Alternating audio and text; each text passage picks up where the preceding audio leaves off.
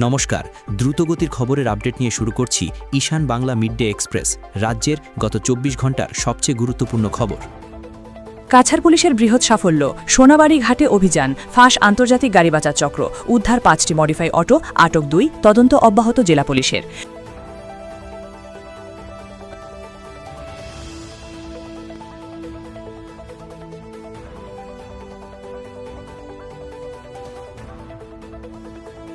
পৈতৃক জমিতে ধান কাটাকে কেন্দ্র করে উত্তেজনা ছড়ালো কাছাড়ে। ধান কাটতে গিয়ে দুর্বৃত্তদের বাধা ও হামলা চেষ্টার অভিযোগ উঠল কিছু ব্যক্তির বিরুদ্ধে।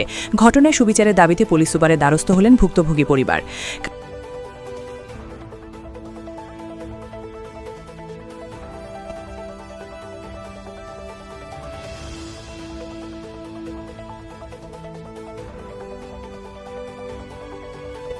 কালাইনে ডাম্পারে ধাক্কায় গুরুতর জখম মিষ্টি দোকানের এক কারিগর।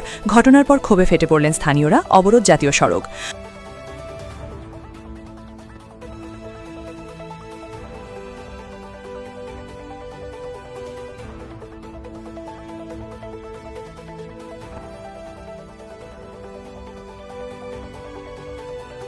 অরুণোদয় প্রকল্পে প্রকৃত হিতাধিকারীদের নাম কর্তনের অভিযোগ তুলে হাইলাকান্দিতে অবস্থান ধর্মঘট কর্মসূচি পালন করল জেলা যুব কংগ্রেস।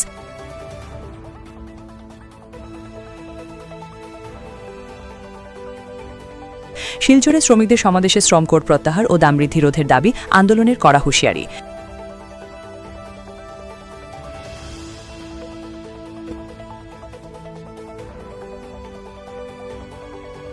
ভারতমালা প্রকল্পের কাজের জেরে ভেঙে পড়েছে রংপুর স্কুল ভবন। ফলে বিকল্প ব্যবস্থা হিসেবে রংপুর স্কুলের মাঠে অস্থায়ীভাবে বাঁশবেত দিয়ে গৃহ নির্মাণ করে পাঠদান শুরু করায় সৃষ্টি হয়েছে বিতর্ক।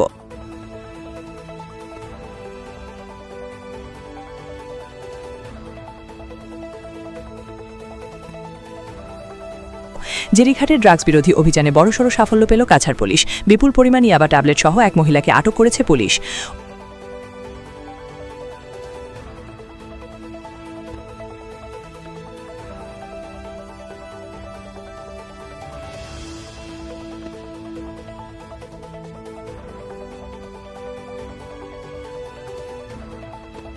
জামিন চেয়ে হাইকোর্টে গীতা পাণ্ডে, শুনানি কাল। কাছাড়ের জেলা ও দায়রা জজের আদালতে জামিনের আবেদন খারিজ হওয়ার পর গৌহাটি হাইকোর্টের দ্বারস্থ হলেন শিলচরের বহুচর্চিত মহিলা গীতা পাণ্ডে। হাইকোর্ট পুলিশের কাছে সিডি চেয়েছে। বৃহস্পতিবার বিচারপতি প্রাঞ্জল দাসের আদালতে গীতার জামিনের শুনানি রয়েছে।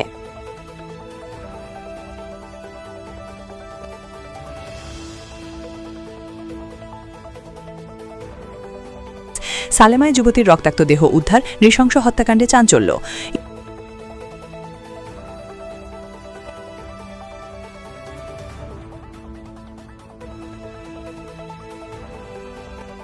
ইতিহাসে সাক্ষী খোয়া জেলার প্রথম চিকিৎসা কেন্দ্র এবং বর্তমান আয়ুর্বেদিক চিকিৎসা কেন্দ্র আজ পরিত্যক্ত।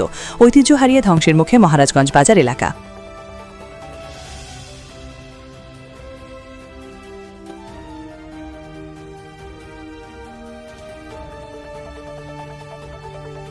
এখনকার মতো এই পর্যন্তই। দেখা হচ্ছে পরবর্তী বুলেটিনে। প্রতি মুহূর্তের আপডেট পেতে ঈশান বাংলা ফলো করুন।